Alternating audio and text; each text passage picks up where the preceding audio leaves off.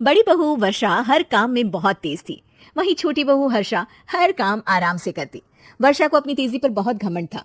वो बात बात पर हर्षा को ताना मारा करती। एक दिन वर्षा किचन में खाना बना रही होती है और हर्षा से कहती है, देवरानी जी, इतना धीमे धीमे खाना बनाओगी तो लोग भूख से मर जाएंगे। पिछले जन्म में कछुआ थी क्या? मेरा तो पता नहीं, आप बहुत तेज हो।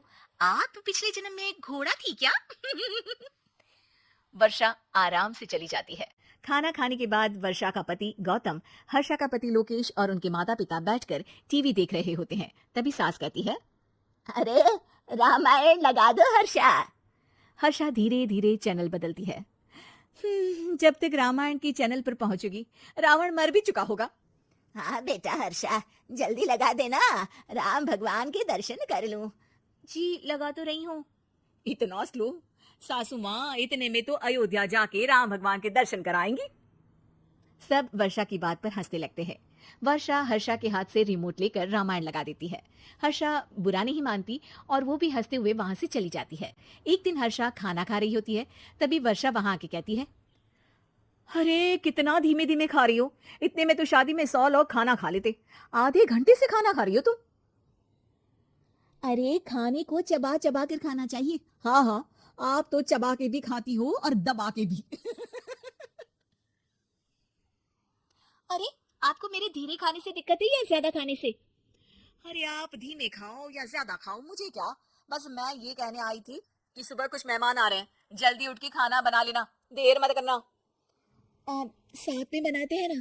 तुम्हारे साथ बनाऊंगी तो स्पीड को 5वें गियर से पहले गियर पर ले आना पड़ेगा।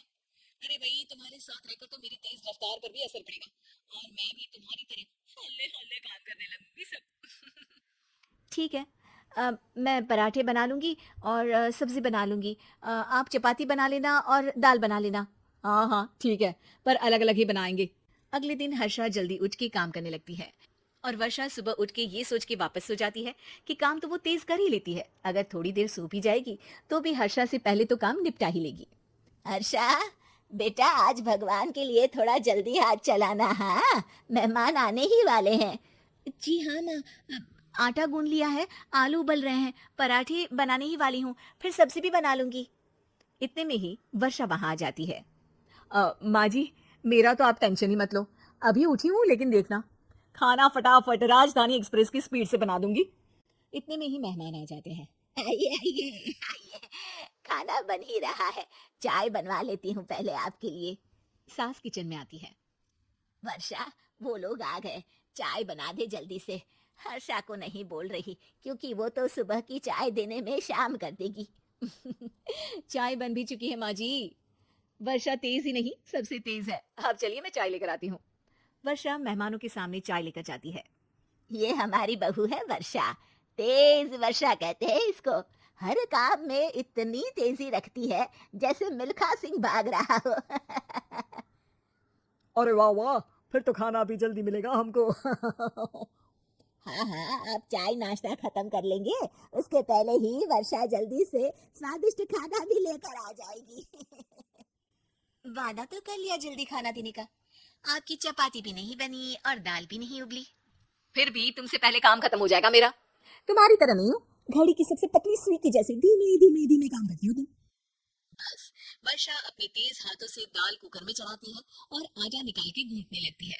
थोड़ी देर में कुकर की तेज सीटी बजती है और वर्षा का हाथ डोल जाता है। आटे में पानी ज्यादा पड़ जाता है। अरे रे, आटा तो ज्यादा गीला हो गया। वर्षा जब रोटी बेलने लगी तो एक भी रोटी गोल नहीं बन रही थी। कोई रोटी श्रीलंका के नक्शे जैसी थी तो कोई रोटी ऑस्ट्रेलिया के नक्शे जैसी बनती। वर्षा चिढ़ जाती है। कुकर फिर से जोर से सीटी मारता है। सास बाहर से आवाज देती है, वर्षा बेटा, आज स्पीड थोड़ी कम लग रही है, टाइम और लगने वाला हो तो बता दो बेटा। वर्षा को ये बात सुनकर बहुत बुरा लगता है। वो सोचना भी नहीं चाहती थी कि कभी उसकी तेजी पर कोई सवाल उठेगा।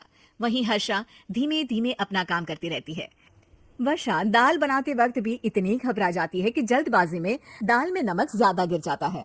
वर्षा का खाना फिर भी हर्षा से जल्दी तो बन जाता है और जब खाना मेहमानों के सामने लगता है तो सब हर्षा के खाने की तारीफ करते हैं। अरे पराठे तो कमाल की बनी है और सब्जी भी, बस दाल में नमक थोड़ा इधर उधर हो गया है। वर्षा को बहुत शर्म आती है और वो नीचे सर करके खड़ी रहती है। तभी हर्षा कहती है, वो ना मैं थोड़ी जल्दबाजी कर गई और नमक ज्यादा हो गया। पर पराठे तो वर्षा भाभी ने ही बनाए हैं, इसीलिए तो अच्छे बने हैं। वर्षा ने कभी नहीं सोचा था कि हर्षा के काम की इतनी तारीफ होगी, लेकिन वो उसका यश वर्षा को दे देगी।